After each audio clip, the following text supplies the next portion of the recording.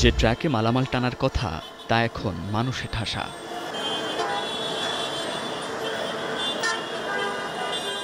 গাবতলী থেকে আমিনবাজার হয়ে দক্ষিণ পশ্চিমাঞ্চল ও উত্তরাঞ্চলের এই মহাসড়কে দেখা গেল ট্রাকে চেপে বাড়ি ফেরা মানুষের এমন দৃশ্য। এসব বাহনের অধিকাংশ যাত্রী খেটে খাওয়া মানুষ কিংবা গার্মেন্টস কর্মী।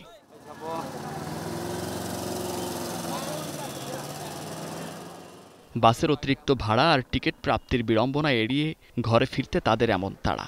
স্বল্প আয়ের এসব মানুষগুলো আপনজনের কাছে ফিরছেন ঠিকই, কিন্তু খালি হাতে নাকি কিনেছেন কিছু?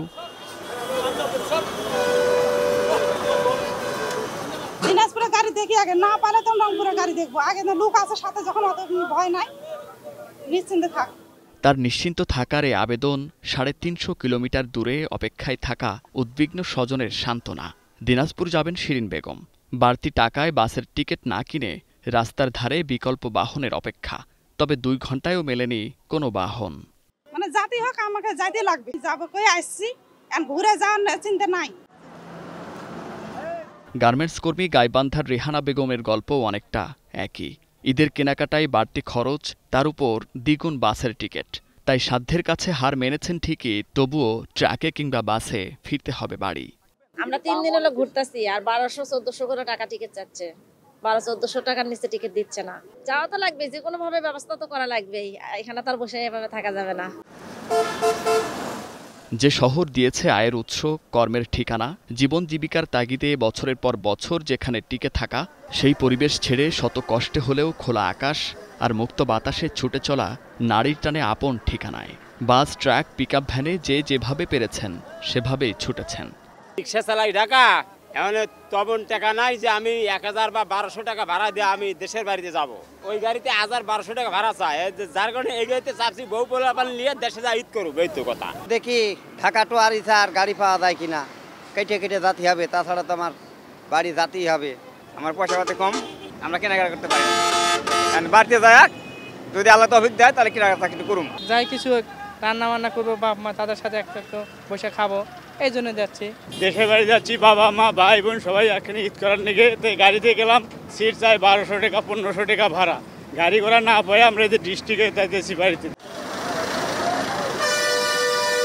দেশে কখনো ঈদযাত্রা পুরোপুরি স্বস্তি দেয়নি, এবারও নেই তার ভিন্নতা।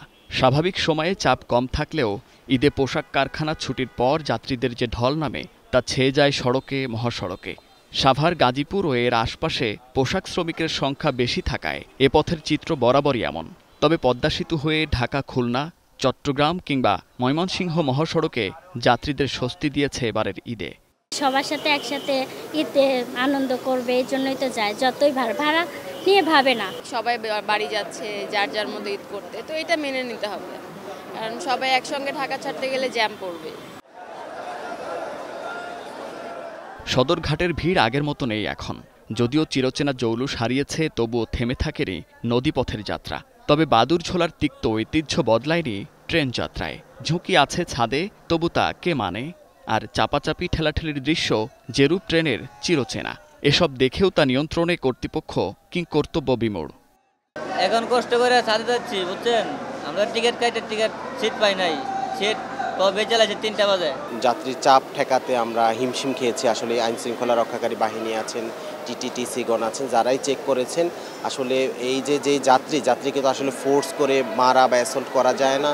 আমরা চাই যে কেউ ছাদে না যাক, ছাদে ইঞ্জিনে বাফারে আসলে ভ্রমণ করা ঠিক নয়। যাত্রী সচেতন হওয়া উচিত। ভোগান্তিগুলো জমা থাক হৃদয়ে, ক্লান্তি সব ধুয়ে মুছে যাক নিরাপদ ভ্রমণ আর গন্তব্যে পৌঁছে প্রিয়জনের হাসি মুখে। উৎসবের নেই যেমন সীমানা, তেমনি পথের ক্লান্তি কখনো দূরত্ব কমায় না, যার জন্য দায়ী একমাত্র ভোগান্তি আর অব্যবস্থাপনা।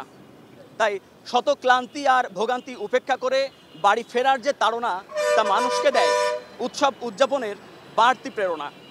বাস, ট্রাক, ট্রেন, জলে কিংবা আকাশপথ সবই মাধ্যম মাত্র।